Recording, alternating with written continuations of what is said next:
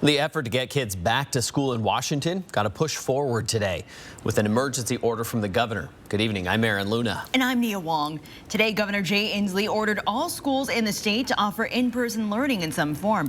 Now he's doing this through an emergency proclamation saying students' mental health are at risk. In our back-to-school coverage tonight, Eleni Dow explains what this means for local kids.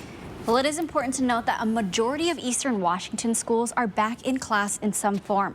Most are on a hybrid schedule, and school leaders I spoke with say they have definitely seen a change in their students mentally and with their grades. There's an invisible crisis in our community. Children are facing a mental health crisis, and it has a domino effect on their future. The whole child health has been really negatively impacted. A lot of it has to do with their learning environment.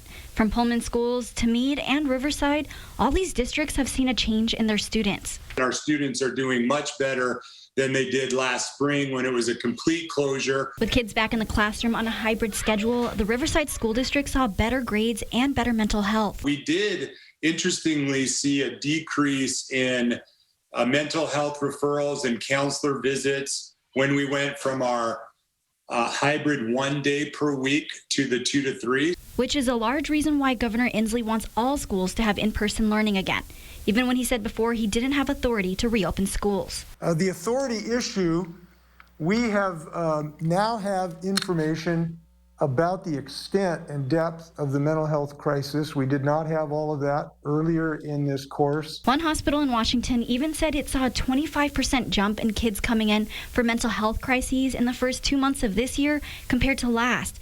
And that mental health struggle translates over to their schoolwork. Being able to have our secondary students back in person at least 2 days a week has really helped decrease the amount of students that are not passing their classes right now. We do notice that for students that are choosing the remote option, they're not engaging at the same level as our students that are in class. And work is being done to help these students.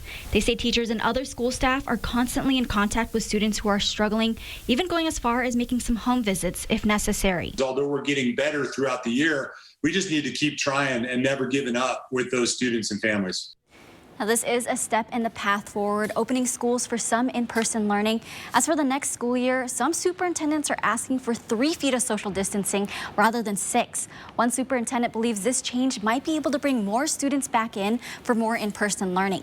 The governor today said the 6 feet rule will remain in place now, but he is looking into the 3 feet rule as more evidence comes out saying it could be safe. In studio, Eleni Dow, 4 News Now.